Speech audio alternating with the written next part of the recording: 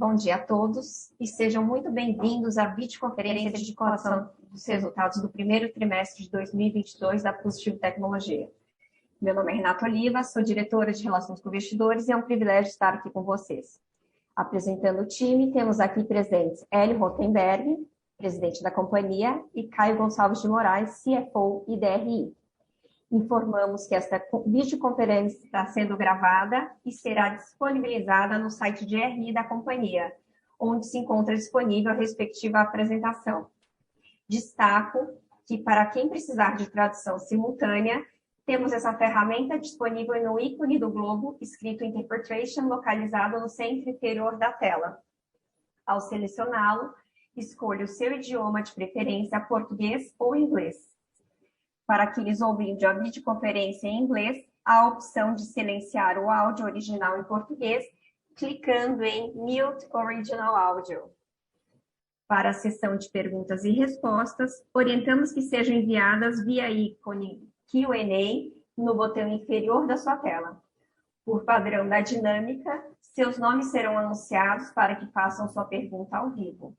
Neste momento, uma solicitação para ativar seu microfone aparecerá na tela. Ressaltamos que as informações contidas nesta apresentação e eventuais declarações que possam ser feitas durante a videoconferência relativas a perspectivas de negócios, projeções e metas operacionais e financeiras da companhia constituem-se em crenças e premissas da administração da companhia, bem como em informações atualmente disponíveis. Considerações futuras não são garantias de desempenho.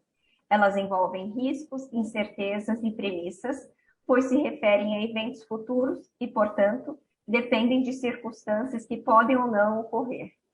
Investidores devem compreender que condições econômicas gerais, condições de mercado e outros fatores operacionais podem afetar o desempenho futuro da companhia e conduzir resultados que diferem materialmente daqueles expressos em tais considerações futuras.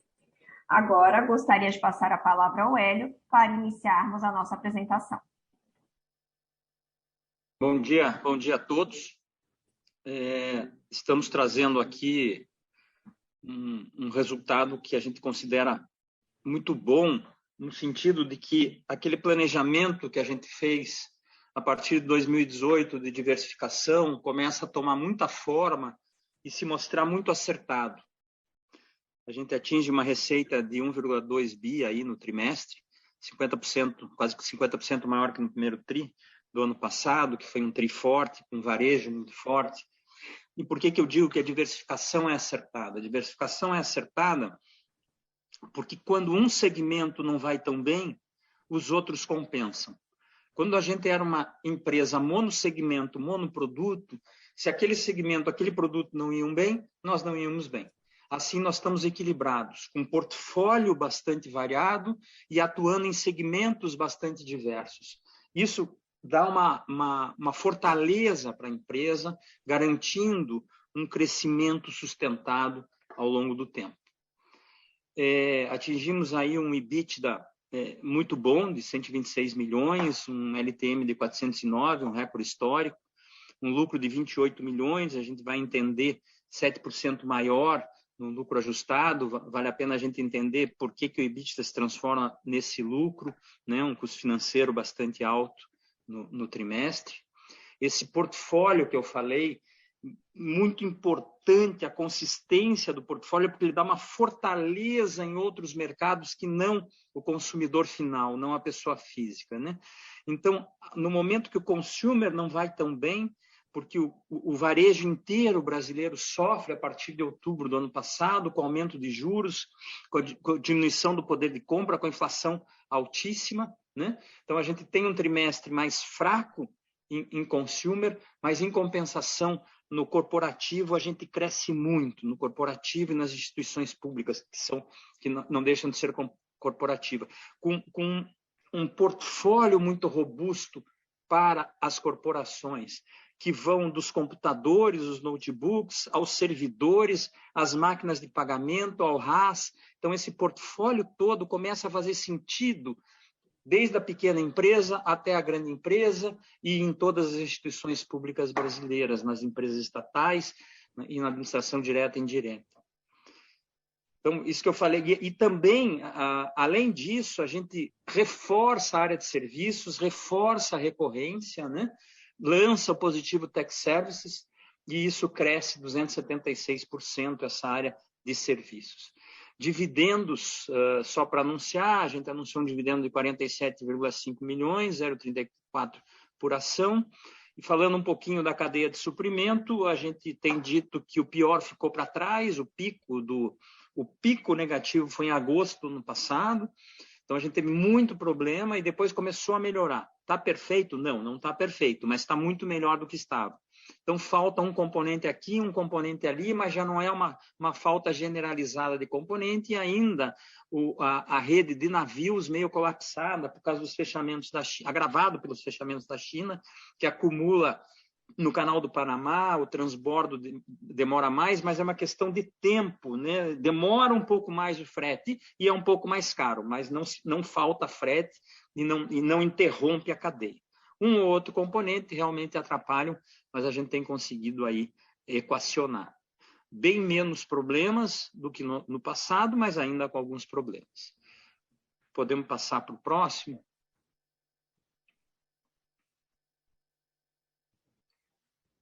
Dá para ver aí o que eu tentei dizer sobre essa questão da diversificação, como a diversificação foi acertada. A pizza muda totalmente, né? Então a gente tem um trimestre consumer fraco, que representa 13% só da receita, o corporate vai para 28% e o governo vai para 59%, instituições públicas vai para 59%. Então, falando um pouquinho, primeiro, do corporativo, tem uma demanda muito forte de PCs em todo tipo de empresa, com a volta ao trabalho presencial, né? O híbrido permanece, mas as pessoas estavam totalmente em casa e elas voltam para as empresas mudam os seus parques e há uma demanda fortíssima de computador em todos os segmentos. As pequenas empresas, então, nem se fala como está forte.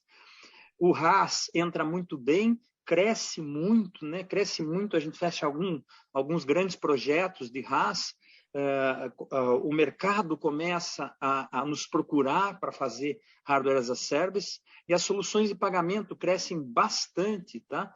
Crescem bastante, ainda não com o potencial pleno dela, porque a gente está homologando as nossas máquinas em todos os adquirentes e subadquirentes, e temos convicção que teremos boas notícias de volumes aí em máquinas de pagamento também. Nas instituições públicas, a gente tem, claro, uma parte significativa, parte de 60% do segmento são as urnas, tem 430 milhões entregues de urna, realmente isso faz a diferença, ainda temos mais entregas de urnas nesse patamar para esse trimestre agora e um pouco ainda para o terceiro, mas a maioria agora no segundo, e temos daí a outra urna ganha que começa em 2023. E uma forte demanda em instituições públicas e instituições de ensino, nas secretarias de educação, que compram muitos tablets, muitos Chromebooks, muitos notebooks para alunos, né? Resquício ainda de ver quanto importante é cada menino, cada menina ter um dispositivo na sua mão. E, por último, o consumer, uma forte redução de receita. Deixa eu tentar explicar esse movimento do consumer para ficar bem claro. O consumer não caiu tanto assim, né? Caiu o sell-in nesse primeiro trimestre. O sell-out, ou seja, que representa o mercado, ele diminuiu de 10% a 15%. O mercado em computador, em smartphone, a mesma coisa, a partir de meados de setembro do ano passado, e começou. Mas como as compras dos varejistas foram para um prognóstico muito maior de faturamento, ou seja, os 100%, e eles venderam 85%, 87%, sobrou muito estoque no final do ano na cadeia varejista. Ao sobrar esse estoque na cadeia varejista, ele não comprou, ele não fez sell-in no primeiro trimestre, embora o primeiro trimestre tenha sido até melhor em sell-out que o último trimestre do ano passado. Vamos dizer que a queda no último trimestre do ano passado foi em torno de 15%, no primeiro trimestre desse ano foi em torno de 10%, 11%. Ele deu uma melhorada, mas isso não significou uma melhora no sell-in, porque o varejista estava de uma maneira geral estocada, não só dos nossos produtos.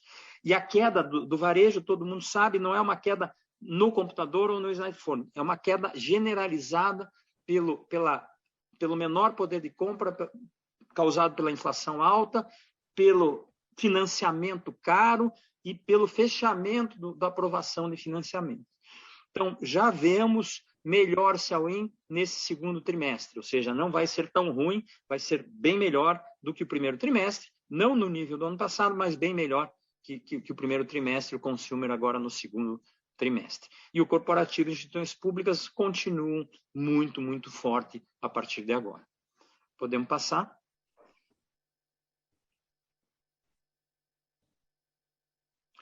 Agora os destaques financeiros, tentei explicar um pouco do geral, eu passo a palavra para o Caio, nosso CFO e diretor de relações com o investidor, aí para dar uma explanada nesses números do trimestre. Vamos lá, muito obrigado, Hélio. Bom, o Hélio já resumiu, acho que muito bem aqui o que aconteceu com a dinâmica dos negócios, né? Aqui a gente vê pela receita, né, começando pela receita, a mudança de patamar, né, operada pela companhia. A gente atinge uma receita bruta recorde com o primeiro trimestre, né? Lembrando que o primeiro trimestre é sempre o mais fraco do ano, então isso dá, né, uma boa indicação do que está por vir, né? Nós ficamos apenas 5% abaixo do quarto trimestre de 21, que geralmente é o trimestre mais forte também de um respectivo ano. Tá? Então, a gente destaca, como já mencionado anteriormente, os fortes crescimentos da receita no segmento de instituições públicas e no corporativo, o que demonstra, mais uma vez, o acerto da estratégia de diversificação de negócios da companhia. Indo para o próximo, falando um pouco agora sobre EBITDA. Bom, sobre EBITDA recorrente e margem EBITDA. Né? Vocês conseguem ver aqui também, nós tivemos um nível de EBITDA trimestral que também é recorde, né? Atingimos 126 milhões no primeiro trimestre. A base LTM, 409 milhões, também é um recorde histórico. Esse maior nível de EBITDA ele reflete, primeiro, a maior diversificação da receita, como já foi explicado, com crescimentos em negócios, chamadas avenidas de crescimento, que trazem melhores margens, como soluções de pagamento, como RaaS, como serviços em geral. Além da maior alavancagem operacional trazida pela diluição contínua na nossa base de custos fixos. Os custos fixos, né, enfim, custos comerciais, custos gerais e administrativos, cresceram para poder refletir esse novo momento da companhia, o crescimento da companhia, mas cresceram bem menos do que o crescimento da receita. Então, esses dois elementos, né, o mix, né, melhor e o forte crescimento em avenidas e mais a diluição de custos fixos, explica a forte expansão de EBITDA, inclusive de margem EBITDA.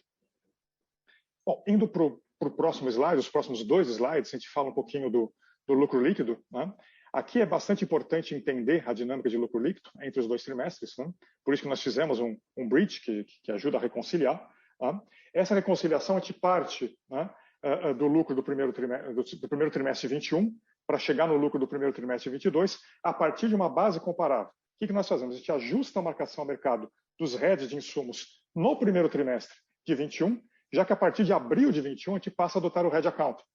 Ou seja, a gente passa a apropriar em resultado trimestral apenas os hedges liquidados naquele trimestre em questão. E por esse bid fica claro que entre os períodos analisados a gente gera um delta EBIT, né, um delta geração operacional já líquido das despesas, né, de 73 milhões. Então, a gente gera, né, uma margem operacional bastante forte. Mas isso é consumido tanto pela variação cambial entre os períodos, lembrando que o dólar, ao longo do primeiro trimestre de 2021, ele passa de 5,20 para 5,69, né, é uma variação muito forte. E a mesma coisa acontece, mas no sentido contrário, no primeiro trimestre de 2022. Ele passa de 5,58 para 4,74. Tá? Então, esse é um elemento. E também a maior despesa financeira registrada devido ao aumento da dívida e do CDI entre os períodos.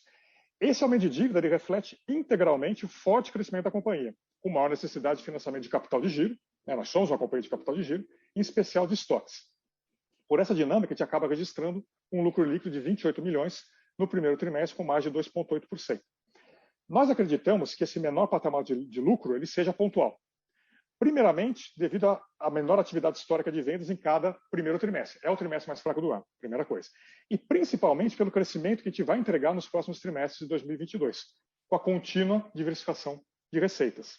O nosso próprio nível de estoques ele reflete isso. Se vocês pegarem o nível atual de estoque, ele pressupõe intrinsecamente um patamar de receitas futuras em torno de 3 bilhões, o que é facilmente atingível se a gente utilizar como base o guidance que a gente está reafirmando agora nesse primeiro trimestre de uma receita de 5 a 6 bilhões por ano. Ou seja, teríamos ainda mais de 4 bilhões para entregar, o que mostra que o nível de estoque está adequado para o crescimento que a gente vai entregar. E com a diminuição desses níveis de estoque, né, com a melhora do varejo, com o crescimento, né, dos outros negócios, com a entrega nos próximos meses dos grandes projetos de urnas, de servidores para a Petrobras através da Atos, além de outros grandes projetos corporativos e de governo, nós iremos gerar mais caixa, mais EBITDA, o que nos permitirá melhorar significativamente esse nível atual de lucro líquido, através da expansão de margem e também da diminuição das despesas financeiras, com a menor necessidade de financiamento de giro. Então, a gente acredita que esse nível de lucro líquido ele só vai ser superior nos próximos trimestres, por essas razões que eu expliquei. Se a gente for para o próximo, bom, já falamos do lucro líquido, né, que aqui é simplesmente a base histórica, né, o que aconteceu nos últimos trimestres. Se a gente for para o slide número 9, que é o próximo, falando um pouco do retorno sobre capital, como nós já mencionamos, a expansão do capital empregado entre os períodos está toda relacionada ao crescimento da companhia, o atual e o projetado para os próximos trimestres. Mesmo com a maior necessidade de capital, a gente registra uma expansão significativa no lucro operacional e aí nos leva a um ROIC superior em 0,8 pontos percentuais no primeiro trimestre de 22 em relação ao primeiro trimestre de 21. E quanto ao endividamento, apresentamos uma alavancagem bastante controlada e uma dívida que, apesar de maior, né, pelo forte crescimento da companhia, né, e financiamento de capital de giro, como já foi explicado, ela é de melhor qualidade.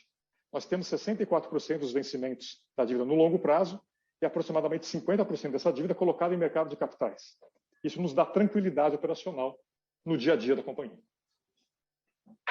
Agora eu passo de novo a palavra para o Hélio para as considerações finais e falar sobre os próximos períodos aqui e o nosso guidance.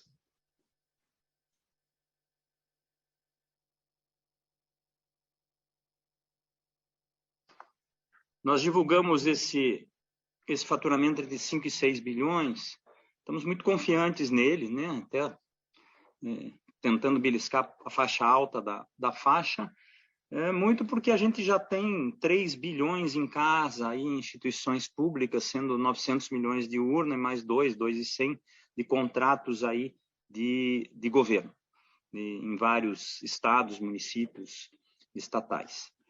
Temos também uma entrega grande para a Petrobras, que não está nesse número, de um servidor grande, que é o maior servidor da América Latina, o servidor número 25 do mundo, feito em parceria com a Atos, aí, um projeto muito legal. A expansão das soluções de pagamento, a gente está muito confiante num faturamento bastante significativo de máquinas de pagamento esse ano e de serviços dessas próprias maquininhas, estendendo tanto na Cielo quanto na Estônia, em que a gente já tem contrato e assinando contrato com outros.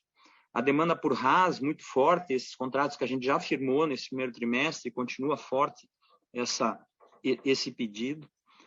Então, a gente acha... E o crescimento de serviços, né, muito vertiginoso aí com o Positivo Tech Services, ainda não tão representativo no faturamento, mas ajudando aí na rentabilidade da companhia. E mesmo no varejo, a gente está confiando, embora a baixa do varejo, a gente está confiando num resultado razoável aí, porque a gente tem de faturamento, porque a gente tem a entrada do Infinix, que começou a chegar nas lojas agora no comecinho de maio, né? Então, as vendas em volume começam a acontecer agora. A gente fez aquele piloto em outubro do ano passado e começou realmente com volumes agora. Então, tem uma chance de ganharmos bastante market share nessa faixa de R$ 1.500 a R$ 3.500 em smartphone marca Infinix. Então, a gente traz aí uma história, eu diria, de estratégia acertada.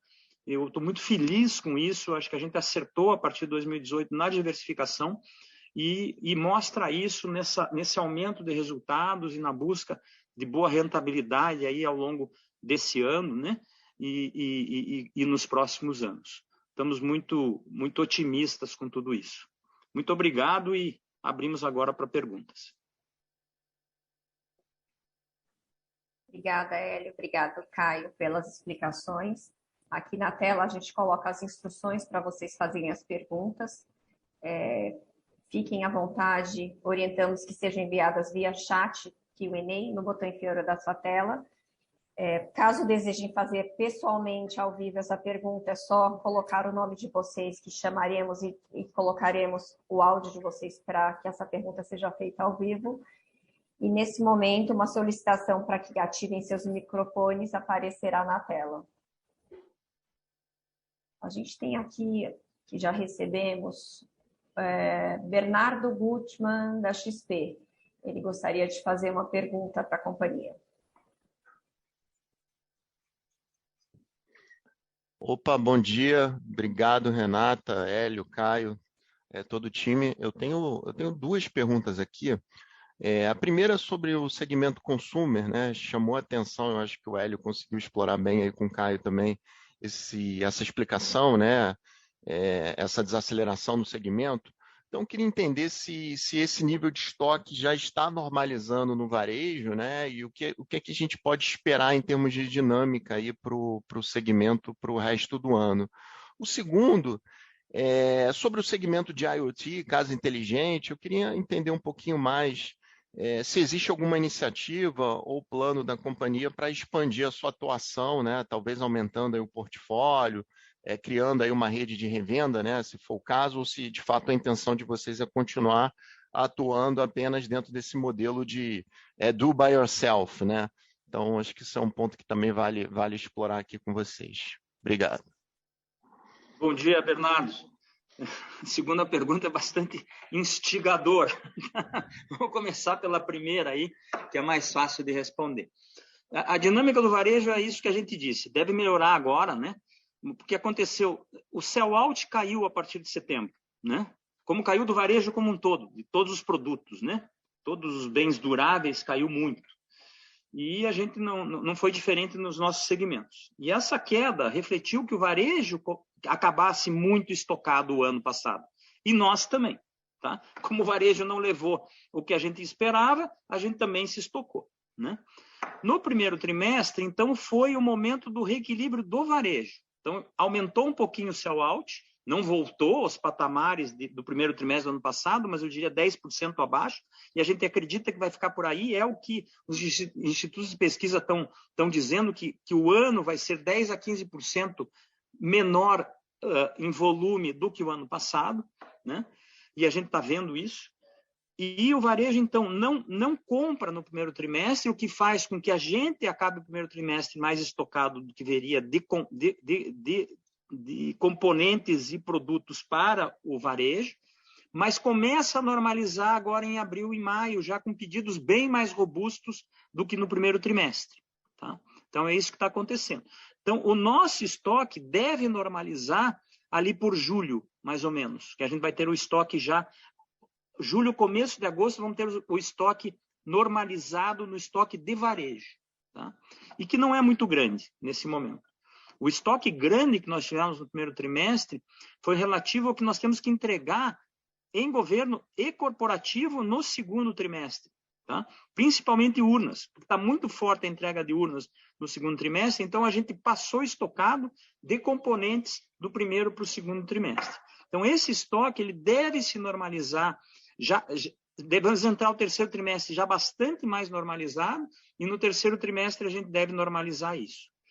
Então, com relação a estoques, é isso. Com relação à tua segunda pergunta, é realmente o nosso grande desafio, porque a gente entrou, muito bem definido por você, no do it yourself, né? Da venda através do varejo para que faça sozinho. E esse mercado, apesar de ele estar crescendo, ele é extremamente competitivo, né? Com pouca barreira de entrada, menos barreira de entrada do que a gente imaginava ter. Então, está todo mundo competindo lá. Muita gente tem lâmpada, por exemplo. A gente é líder inconteste em lâmpada, vende muita lâmpada, temos um share perto de 50%, e mesmo assim não dá uma consistência de faturamento devido. Então, claro, nós estamos aumentando o portfólio já, né? Está vindo fechadura, está vindo robô, está vindo uma linha completa de roteadores, está vindo a parte, uma linha ainda mais completa de iluminação. Tá? Isso nós vamos continuar fazendo. Mas a gente não espera que isso traga um crescimento significativo de patamar de faturamento nessa área. Para ter um crescimento significativo de patamar nesta área, nós temos que entrar no chamado Do It For Me, que é o que você perguntou, que é uma rede de integradores. e nós estamos fortemente inclinados a fazer isso. Estamos dando os primeiros passos nessa direção. Bem claro, bem completo. Obrigado, Hélio. Obrigado, Caio. Obrigado, Bernardo. Nossa próxima pergunta vem do senhor Peter Oliveira. Ele nos questiona: qual o impacto do aumento de juros na empresa? Financiando esse aumento de capital de giro com altas taxas, sobre a margem líquida para a empresa, podemos esperar o mesmo patamar de margem líquida de 2021 de mais de 6%? Deixo com você, Caio, a resposta. Vamos lá. Obrigado, Peter, pela questão. Veja, a gente indicou, né, o impacto no próprio bridge que nós mostramos agora há pouco, né, da despesa financeira no trimestre. É um impacto grande, 34 milhões, como nós colocamos, mas nós também explicamos, né, primeiro, que é um trimestre mais fraco, primeiro trimestre do ano. Segundo, que todo esse impacto financeiro é para financiar um capital de giro bastante grande, né, porque nós estamos crescendo muito. Né? Veja que a empresa ela sai de um patamar de receita, isso há 2 anos, né, de 2 bi, a gente vai para 4 bi no final do ano passado, e esse ano estamos dando um guidance entre 5 e 6, e como o Hélio bem colocou, a gente vai fazer de tudo para chegar na parte mais alta da faixa. Né?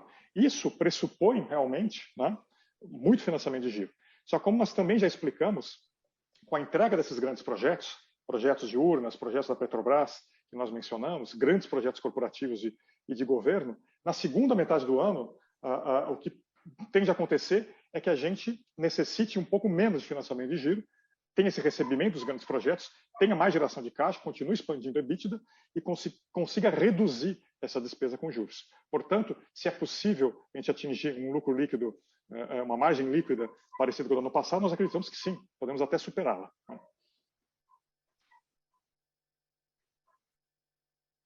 Obrigada, Caio, pela resposta. Pedimos que, caso queiram fazer perguntas, escrevam aqui no Q&A para que a gente leia a pergunta ou direcione para vocês que possam fazer ao vivo.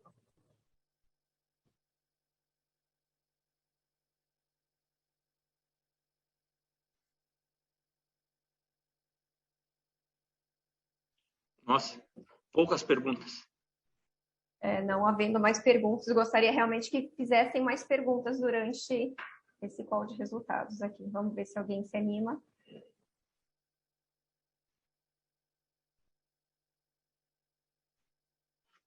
Recebemos, deixa eu ver se a gente receber.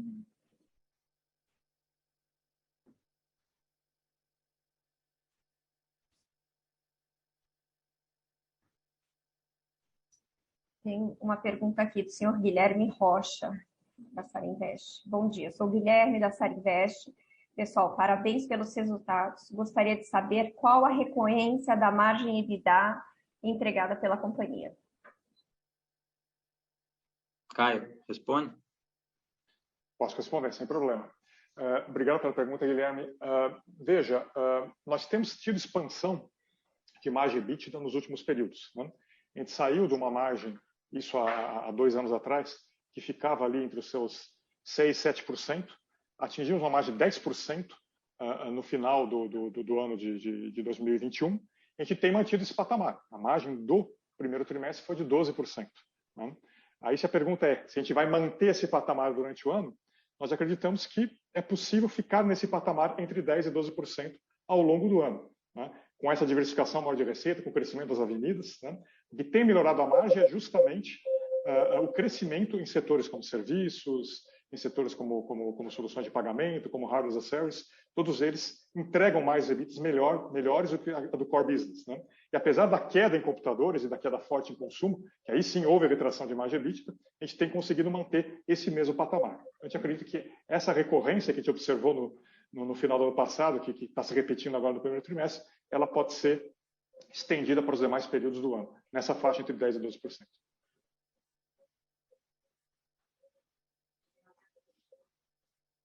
Obrigada, Caio.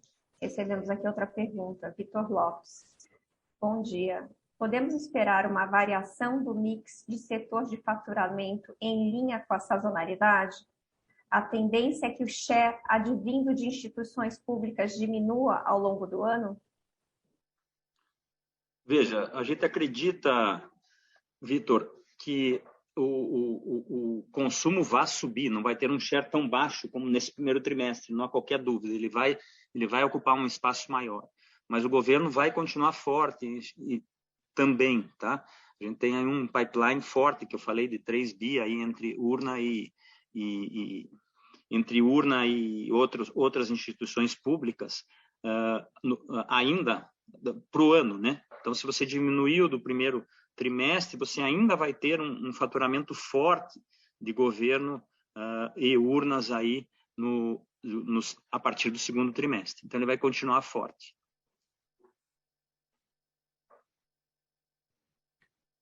Obrigada, Hélio, pela pergunta. Temos uma nova aqui do senhor Peter Oliveira. Qual o tamanho do pipeline de contratos com o governo? Estão ganhando novos contratos? A gente segue ganhando contratos, tá? Hoje ele é em torno de 3 bi, o que já está em casa, tá? E a gente segue ganhando. Licitações estão acontecendo o tempo inteiro. Existe um pipeline de licitações para saírem nos próximos meses de 7 bilhões. É o maior que a gente já viu. No mesmo período do ano passado estava em 5 bilhões. Então, ele está muito forte. Então, deve sair muito tablet, muito Chromebook. Tem uma licitação do Ministério da Economia aí, que já tem o pré-edital, na faixa de 900 mil computadores, são desktops na faixa de 5, 6 mil reais cada um. Então, tem coisas muito grandes para acontecer de governo. E a gente segue ganhando no nosso ritmo, né? Evidentemente que a gente até deu uma pisada no freio para o segundo e para o terceiro trimestre de novos projetos, que a gente não teria capacidade aí para fazer, e nem componente para fazer, mas ainda há espaço no quarto trimestre para mais projetos. Obrigada, Hélio. Próxima pergunta do senhor Floriano Neto. Com a isenção do IPI anunciada pelo governo, como a isenção do IPI anunciada pelo governo afeta os resultados futuros da Positivo? Veja, esse é um terreno nebuloso, né? Porque o governo havia diminuído o IPI, e daí a Zona Franca entrou com, o Amazonas entrou com uma DIN, né? E foi dado liminar, voltando ao IPI original. A gente tem um equilíbrio de forças, porque em Manaus não muda nada, porque o IPI já é zero. Na nossa fábrica de Ilhéus, a gente ganha com a queda de IPI, principalmente naqueles projetos já ganhos. Então, há um equilíbrio de forças. Nesse momento, está neutro para nós. Seguindo para a próxima pergunta que recebemos aqui, o senhor Paulo Vasconcelos pergunta: em uma visão de estrutura e alocação de capital, qual patamar de alavancagem consideram saudável e qual é o direcionamento para a geração de caixa excedente? Caio, você. Vamos lá. Bom, obrigado. Bom, a pergunta tem dois aspectos, né? A gente tem mantido a alavancagem dentro dessa faixa entre uma vez e 2 vezes, né? O que a gente considera saudável para uma companhia como a nossa é justamente nessa faixa, entre uma vez, 2 vezes, 1,5 vezes, 2 vezes, né? Claro que o objetivo não é também ter só uma alavancagem baixa, né? E como eu mencionei, né, durante a nossa explanação, a gente deve gerar mais caixa na segunda metade do ano. Isso sempre ocorre. O perfil de geração de caixa ele é maior na segunda metade do ano, especialmente no quarto trimestre, né? O quarto trimestre é um trimestre mais fraco, a gente tem essas férias de fim de ano, etc. Dezembro é sempre um meio mês, né? Então, direcionalmente é isso, né? A gente vai gerar mais caixa, a gente deve ter uma alavancagem no final do ano menor do que a gente está experimentando hoje, né? Mas o saudável para a companhia é essa faixa entre 1,5 vezes e 2 vezes, né? A gente não quer nem ficar muito abaixo disso, nem acima de 2, né? A gente quer operar nessa faixa. Ótimo, Caio, obrigada. Seguindo para a próxima pergunta recebida aqui via Q&A, Thiago Wolff nos pergunta: como vocês enxergam o potencial de share do Infinix? Esperam um ramp-up rápido nos volumes? Bom, quisera eu saber o que vai acontecer, tá? Quando você lança um novo produto, você tem muita incerteza do que vai acontecer, mas nós estamos acreditando muito, porque a linha é muito boa. Eu estou experimentando o produto 5G, que é muito legal, muito legal. Eu acho que a gente vai ganhar share, sim, numa rampa que a gente começa fraco e vai aumentando e vai atingir a nossa plenitude no final do ano 3. É assim que a gente imagina. É uma questão de marca, é uma questão de penetração em todo o varejo, a gente está começando bastante concentrado na Via Varejo, na Vivo e na venda direta, como uma primeira experiência, né?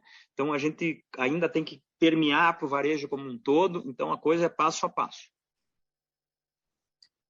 Obrigada, Hélio. Seguindo aqui para a próxima pergunta recebida do senhor Vitor Rodrigues. Ele pergunta: quais são os possíveis impactos na positivo com o lockdown na China? Veja, os componentes que nós compramos na China são mais concentrados na região de Shenzhen. Então, nós tivemos problemas lá em janeiro, quando ficou 2 semanas fechado, foram problemas pontuais que já está normalizado. A gente tem muito pouca coisa que vem da região de Xangai, que está mais complicada. Então, se houver um novo lockdown na região de Shenzhen, pode haver problema, sim, para toda a indústria de eletrônica no mundo, que depende muito dessa região. Mas, por enquanto, não houve um impacto maior dos lockdowns da China. Obrigada. Seguindo para a próxima pergunta, o senhor Thiago Wolff pergunta: pretendem acelerar a execução do programa de recompra de ações? Nós anunciamos um programa e pretendemos cumpri-lo na íntegra, tá?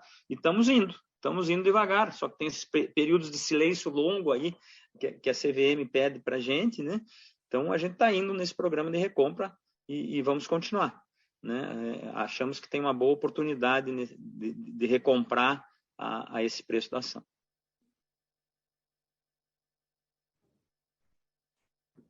Gostaria novamente de falar que, caso tenham mais perguntas, escrevam aqui no Q&A, que ou leiam as perguntas ou a gente abre o áudio para que vocês possam fazer ao vivo a pergunta. Acho que não temos mais. Não havendo mais perguntas, a gente encerra o call de resultados e passa a palavra ao Hélio para fazer as considerações finais a respeito dos resultados entregues. Obrigada. Bom, muito obrigado a todos pela audiência, pelas perguntas. É um cenário bastante otimista, tá? Eu pessoalmente estou muito feliz com essa estratégia implementada na empresa. Eu acho que a gente foi bastante certeiro nela e estamos colhendo os frutos dela. Muito obrigado. Obrigado a todos.